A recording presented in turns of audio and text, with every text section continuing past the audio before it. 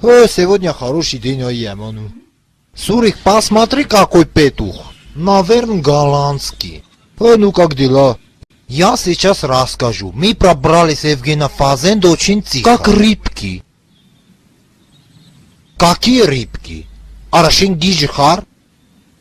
Ара, мы делаем все по понятиям. Вот тебе эльтовар.